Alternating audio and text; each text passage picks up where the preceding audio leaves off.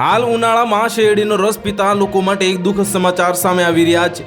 ઉનાળાની તપતી ગરમીમાં રસ્તા પર શેરડીના રસની લારી જોઈને તરત જ તેને પીવાની ઈચ્છા થાય છે અને શેરડીના રસની મીઠાશ, લીંબુની ખટાશ અને ફુદીનાની ઠંડક ઉનાળાની ગરમીમાં આનાથી વધુ શીતળતા આપનારું બીજું શું હોય છે? તો શેરડીનો રસ શરીર માટે અનેક રીતે લાભદાયક હોય છે, પરંતુ શું તમે જાણો છો કે આ જ રસ કેટલીક પરિસ્થિતિઓમાં નુકસાનકારક પણ બની શકે છે? તો શેરડીનો રસ ઉનાળામાં સૌથી વધુ પ્રિય પીણામાંનું એક છે। તે માત્ર શીતળતા જ આપતું નથી પણ આરોગ્ય માટે પણ લાભદાયક છે।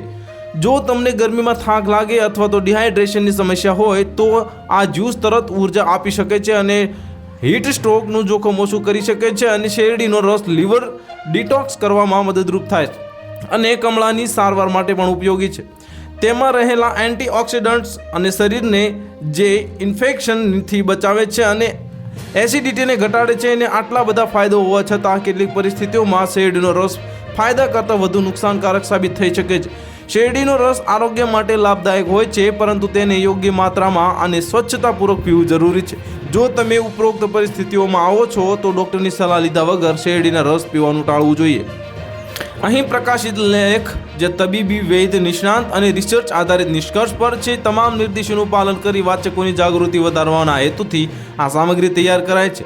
આ લેખ કોઈ પણ યોગ્ય રીતે ઉપચારનો વિકલ્પ નથી। વધુ જાણકારી માટે હંમેશા નિષ્ણાંત કે આપના ચિકિત્સકની સલાહ લેવી જરૂરી છે। અમારી ચેનલ આ જાણકારી માટે જવાબદારીનો દાવો કરતું નથી। તો હાલ માટે આટલું જ। મળીશું નવી અપડેટ સાથે। જો તમને અમારા વિડીયો પસંદ આવતા હોય તો વિડીયોને લાઇક કરી દેજો, ચેનલને સબસ્ક્રાઇબ કરી બાજુમાં આવેલા બેલ આઇકનને દબાવી દો, જેથી તમને આવા સમાચારની અપડેટ મળતી રહે।